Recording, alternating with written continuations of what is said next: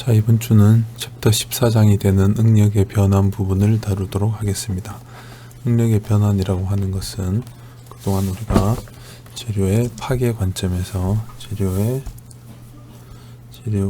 파괴 관점에서 재료의 파괴가 일어나게 하려면 우리가 네 가지 모드밖에 없다고 했습니다. 재료 종방향으로 들어오는 힘,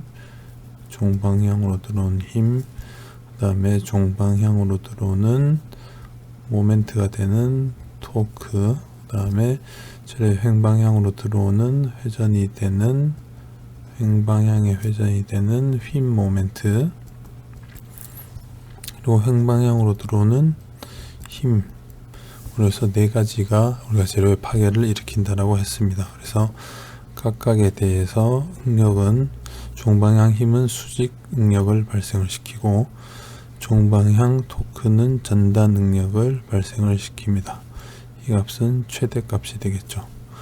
그리고 횡방향의 휨이라고 되는 것은 수직 응력을 발생시키고 1분의 mc로 나타낼 수가 있습니다. 그리고 횡방향의 힘은 전단 능력을 만들고 t분의 vq로 만들 수가 있습니다. 이런 것은 우리가 재료의 길이 방향을 종방향이라고 하고 재료의 나머지 종방향에 수직되는 방향을 횡방향이라고 했을 때 종방향으로 들어오는 힘, 종방향으로 들어오는 회전, 횡방향으로 들어오는 힘, 횡방향으로 들어오는 휨 모멘트, 이렇게 네 가지가 되겠죠. 그래서 이렇게 주어져 있는 네 가지가 재료를 파괴를 시키게 되는데, 재료 각각은 우리가 응력으로 표시될 수 있고, 우리가 재료의 파괴라고 하는 것은 우리가 응력을 기준으로 해서 그 판단을 하고자 합니다. 그래서 여기서 계산되어 있는 이런 응력 값이 재료의 허용 응력을 또는 재료의 극한 응력 값을 넘지 않으면 재료가 안전하다라고 이야기할 수가 있습니다. 이게 계산된 값이 넘게 되면 파괴가 되겠죠. 이것이 전단 응력인 경우도 있습니다. 그래서 우리가 기본적으로 재료를 수직 응력인 부분에서는 우리가 취성 재료에서는 수직 응력에서 파괴가 일어나기 때문에 수직 응력을 계산을 해야 되고요. 비교를 해야 되고, 재료가 연성 재료일 때는 전단 응력에서 파괴가 일어난다라고 생각을 할 수 있습니다. 그래서 주어진 구조물에 힘이 들어왔을 때 우리가 특정 부위에서 여기에서 수직 응력과 전단 응력이 어떻게 되는지를 계산을 해야 됩니다. 그래서 계산식이 지금까지 해왔던 이 네 가지가 계산식이 되었고요. 이 네 가지는 결과적으로 수직 응력과 전단 응력의 각각의 합으로 이룰 수가 있습니다. 그래서 이 두 개의 수직 응력은 수직 응력의 합으로, 이 두 개의 전단 응력은 이 전단 응력의 합으로 표현을 할 수가 있습니다. 그래서 예를 들어서 구조물이 이렇게 되어 있을 때 이쪽에 양쪽으로 힘이 주어진다라고 하면 이쪽 부분에서는 어떤 파괴 또는 어떤 응력이 일어날까라고 구하고자 하는 것은 처음에 외부에서 주어진 것은 힘밖에 없지만 이 특정 부위에서는 이 힘이 이 네 가지의 형태로 나타나게 됩니다. 그래서 이 네 가지 형태를 구하고자 하면 재료를 잘라서 자유물체도를 그리면 됩니다. 그래서 재료를 잘라내면 이렇게 만들 수가 있고, 여기에 힘이 주어져 있고, 지금 2차원에서 잘랐기 때문에 수직힘, 수평힘, 그리고 이러한 모멘트 Fy, Fx 모멘트로 표시를 할 수가 있습니다. 그리고 이렇게 된 것은 이게 자유물체도가 되고 이것이 지금 평형을 이루고 있습니다. 그래서 평형을 이룬다라고 하면 이 주어진 힘에 대해서 각각의 이 세 가지를 구해낼 수가 있겠죠. 그래서 이 경우는 지금 y 방향 힘밖에 없으니까 fx는 0이 되고, fy는 이 방향 두 개를 더해서 0이 되니까 마이너스 f, 그 다음에 모멘트는 여기에 기준을 두면 이 힘은 지금 이런 형태로 반시계로 회전시키고, 이게 반시계니까 결과적으로 마이너스 f에 여기 사이의 거리가 d라고 하면 d가 될 겁니다. 그래서 아래쪽 면, 여기는 아래쪽 면이라고 하는 데는 지금 보면 이쪽으로 잡아당기는 힘과 여기서 보면 이쪽 방향으로 만들어지는 모멘트 값이 지금 있게 됩니다. 그렇게 돼서 결과적으로 이쪽 부분의 변형이라고 하는 것은 이런 형태의 변형이 일어나게 될 겁니다. 그래서 이 경우는 주어진 힘 하나가 결과적으로는 수직 방향, 재료의 종방향에 수직한 힘과 여기서 보면 축 하중과 그 다음에 여기서 말하는 굽힘 모멘트로 작용을 하게 됩니다. 그래서 이 여기 있는 면적을 A라고 했을 때 이 축방향 힘은 수직응력으로 A분의 F로 인장을 만들게 될 거고요. 그다음에 여기 있는 굽힘 모멘트는 수직응력으로 I분의 My-로서 작용을 하게 될 겁니다.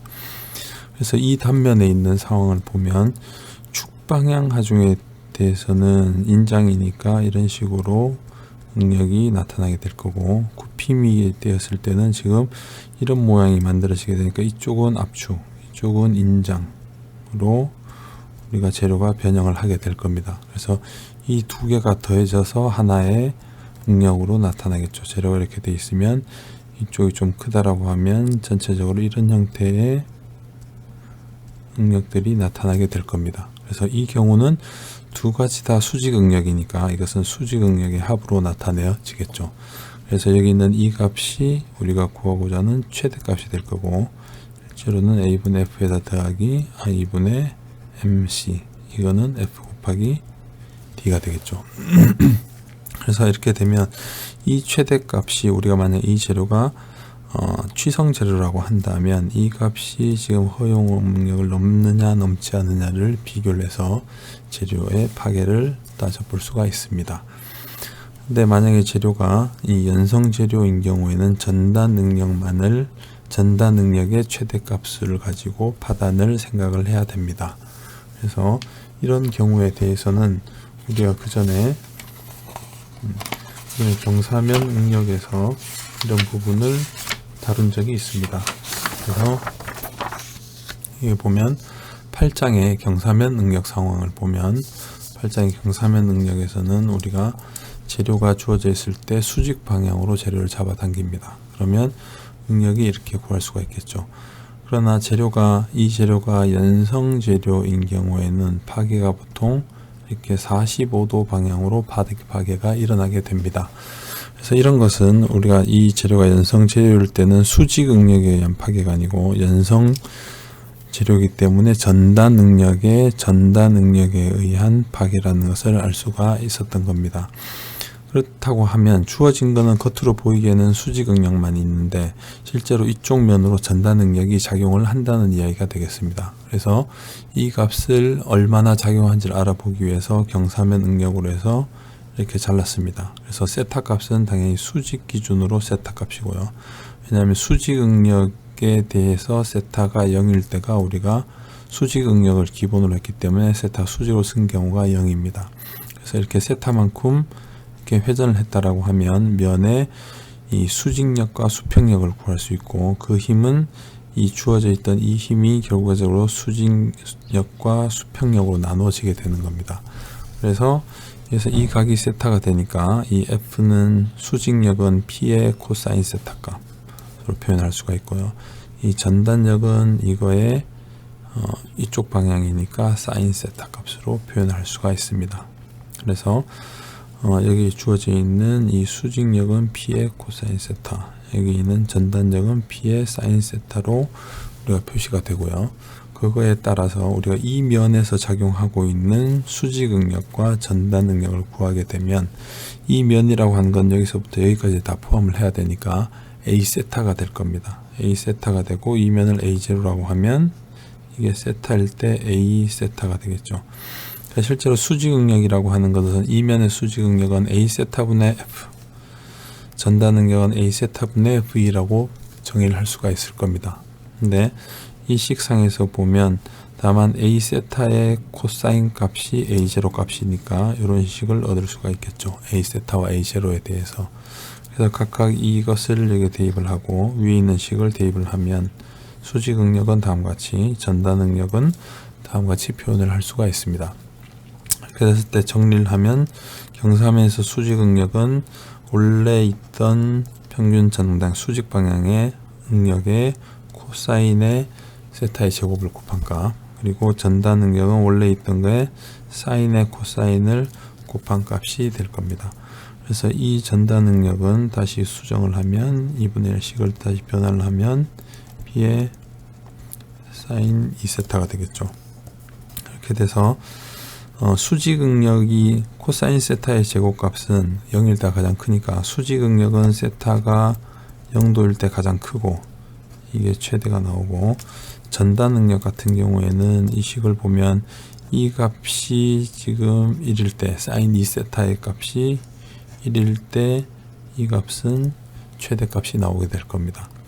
그래서 사인 2세타가 1이 되니까 2세타가 쉽게 보면 90도인 경우가 될 거고, 따라서 세타가 45도가 됩니다. 그래서 세타가 45도일 때 전단 응력은 최대가 되고, 세타가 45도가 되면 코사인 루트 2분의 1이 되니까 이 값은 2분의 1의 A0의 P가 돼서 2분의 1 시그마 제로, 이 값도 2분의 1 시그마 제로가 됩니다.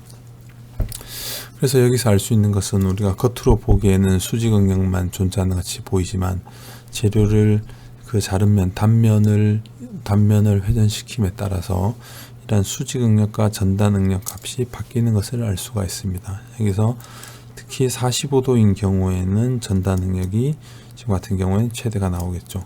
그래서 이 상태를 지금 여기 있는 요 상태만 딱 뽑아서 본다라고 하면 이 모양에서 지금 수직 응력만 존재하고 있는 상황이 됩니다. 그래서 수직 응력만 존재하더라도 이것을 90도 이렇게 돌렸을 때는 2분의 1 시그마 제로, 2분의 1 시그마 제로 함께 이쪽 방향으로 돌리게 되니까 이쪽, 여기서 전단 응력이 이렇게 또는 이렇게 작용하는 것을 알 수가 있습니다. 지금 이걸로 보면, 그래서 이 전단 응력 역시 2분의 1 시그마 제로로 작용하는 것을 알 수 있습니다. 이렇게 된다라고 하면 우리가 지금까지 재료가 좀 전에 재료가 파괴가 될 때 수직 응력과 전단 응력을 비교를 한다고 했었는데, 여기서 보면 재료의 파괴를 따질 때 응력 값을 비교를 하고, 취성 재료면 수직 응력, 연성 재료면 전단 응력을 비교를 한다고 했는데, 주어진 힘에 따라서 위치에서 다양한 형태의 응력들이 나타나고, 수직 응력만으로 나타나게 되면 편하게 수직 응력만 비교를 하면 되겠지만, 지금 이 경우를 보면 수직 응력만 보이긴 하지만 경사면 또는 각도를 달리 보는 것에 따라서 전단 응력도 다시 나타난다는 것을 알 수가 있습니다. 그래서 이 재료가 조금 전에 이야기했듯이 취성 재료라고 하면 지금 그대로 수직 응력, 여기서 구해진 이 값이 허용을 넘는지 안 넘는지를 보면 되겠지만, 만약에 이 재료가 연성 재료라고 하면 수직 응력 기준이 아니고 전단 응력의 최대값을 찾아야 합니다. 그래서 이 경우는 조금 전에 이 경사면 응력으로 보면 시그마 값이 지금 이렇게 나오는 거니까 여기서 당연히 45도에서 전단 응력이 나오게 될 거고, 이 값이 여기에 말한 이 값의 최대가 될 겁니다. 그래서 이 값이 전단 응력의 허용 응력을 넘는지 안 넘는지를 파악을 해야지만 재료의 파괴를 다룰 수가 있습니다. 그래서 이번 챕터에서는 이렇게 주어져 있는 응력값들을 그렇다면 몇 도를 회전을 시키면 이런 최대값, 최소값들을 구할 수가 있는지 라는 부분을 다루게 되겠습니다.